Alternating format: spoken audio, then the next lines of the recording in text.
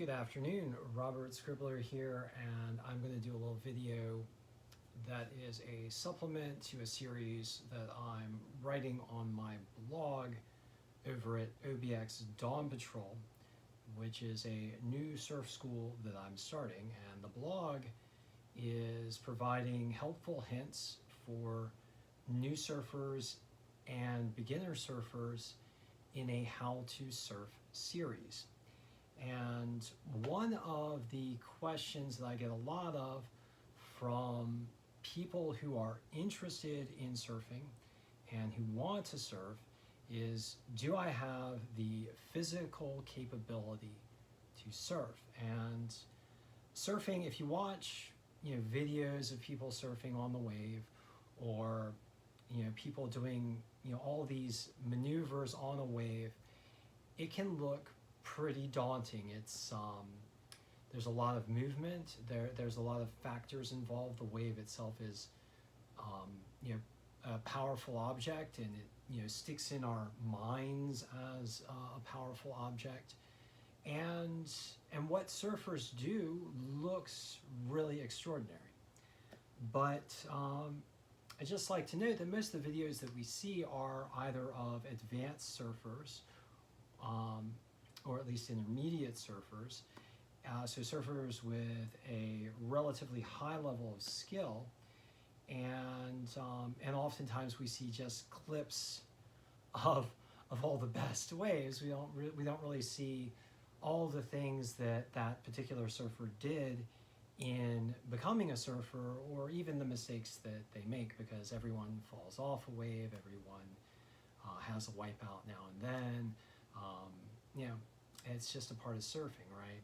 So it can look intimidating, but the actual base skill needed to surf, the base skills needed to surf, are pretty basic. And I've seen videos about needing a certain level of flexibility and all of that, a certain level of athleticism, almost like kind of this gymnastic ability, or a gymnastic ability to stretch. And it's good as a surfer to develop those skills. But starting off, you don't need to have too much. All you really need is the ability to swim and the ability to perform a basic maneuver called a pop-up on a surfboard. And what I'm going to do is provide you with a guide to test if you have the basic physical ability to surf. And the first part of this guide is, do you have the ability to swim? How do you rate yourself as a swimmer? And we'll start out as 0. So 0 being, I don't know how to swim. Level 1 swimmer being a very basic beginner level swimming, where you can swim in a pool, but you still have a little bit of difficulty swimming in the pool at times in the deep end, and you don't really know all the strokes, and you might maybe, I don't know the doggy paddle or something like that, or maybe 1 or 2 strokes, but you're not really confident at it. So that's a beginner level swimmer, level 1. Level 2 swimmer being an intermediate swimmer, meaning that you're comfortable in a swimming pool, but may feel a little intimidated about a moving body of water like the ocean. And then there's an advanced swimmer where you're a very strong swimmer and you're confident in almost all water states, including the ocean. If you are an advanced swimmer or an intermediate swimmer, you're fine for surfing.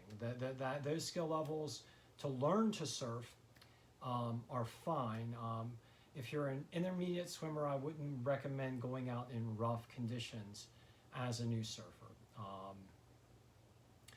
If you are a beginner swimmer, you can still learn to surf, but you will need supervision in the water, and you will only want to enter the water when conditions are calm. Calm being small waves in the range of maybe 1.5 foot or less, calm ocean conditions, not strong currents. A nice shallow, sandy sandbar, no reef breaks, nothing too crazy. Just and definitely you're going to need that person to supervise you there in the water. If you do not know how to swim, learn to swim. Learn to swim before you learn to surf. Okay, so there's the basics. And I'm going to put an asterisk beside the beginner level swimmer.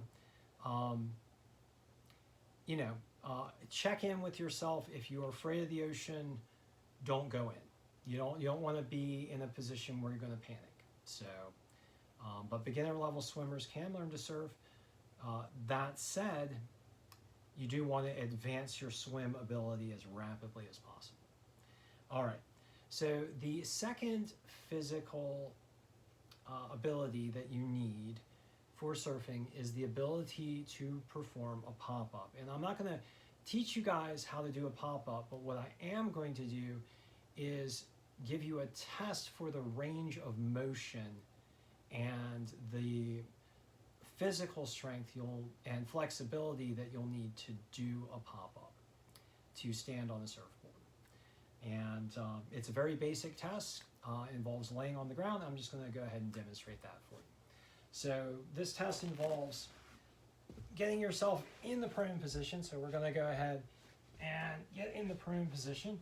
All right, so laying down on the surfboard is, stage number 1 of surfing. So if you're fine with laying down in the prone position, and you can move your arms without any kind of physical pain, you are good for paddling on a surfboard. The next test is to place your hands in front of you, flat, palms, I'll just demonstrate here, palms flat on the ground like this.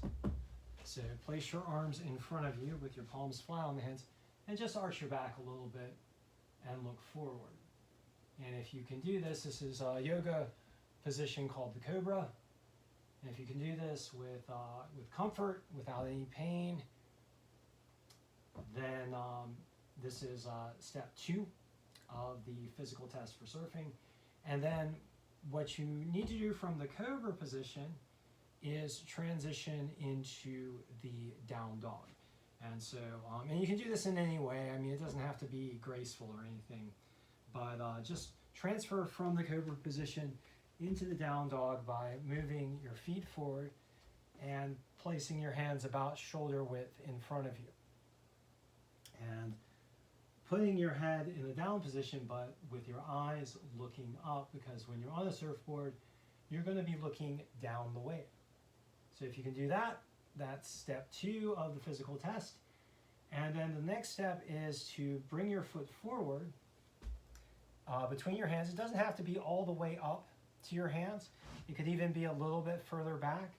Whatever's comfortable for you, just bring your foot forward and then transition from the position where you are supported by your arms to the position where you're supported by your feet as you pivot your feet 90 degrees so that they face away. So imagine a surfboard here, and you're pivoting your feet toward along the edge of the surfboard. And you don't necessarily have to squat as low as I am. You don't have to, in fact, you don't really have to initially be able to squat a huge amount. You do need to have some flex, to be able to kind of flex and deal with some weight on your thighs and on your legs.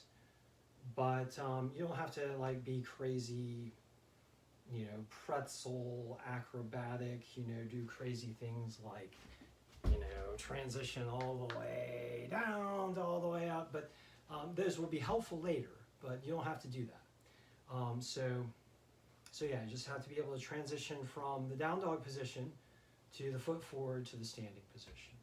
All right, so I'm going to go through it again once more for you guys. Basic test for surfing, physical ability. All right, so prone position to the Cobra, to the down dog,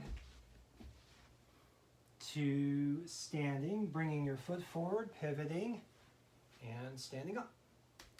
And if you can do that without any pain, or physical difficulty, then you have the physical tools that you need to be able to stand up on a surfboard in the water. And you can get more adept at that at practicing a maneuver called the pop-up. We're not going to do the pop-up here today. So to sum up, if you have beginner, intermediate, or advanced swimming ability and the ability to perform that exercise, which I just demonstrated you, it's like a surfing stand-up ability test, then you have what it takes to start surfing, the basic level. So you don't have to have anything really fancy, just a basic ability. Now, if it is too painful to perform those maneuvers, I do recommend, and if you still want to get in the water, so if you have any kind of physical pain with standing up, or knee trouble, or hip trouble, or anything like that, or stiffness, but you still want to get in the water and either enjoy wave riding or possibly get yourself into a physical state where surfing is something that you can do, I recommend using the bodyboard. And there should be no compunction, no stigma for using the bodyboard. Bodyboard is a perfectly good wave riding machine, and you can learn a lot and gain a lot of physical strength by riding the bodyboard, by learning to do turns on the bodyboard, by learning to drive down the line of a wave on the bodyboard.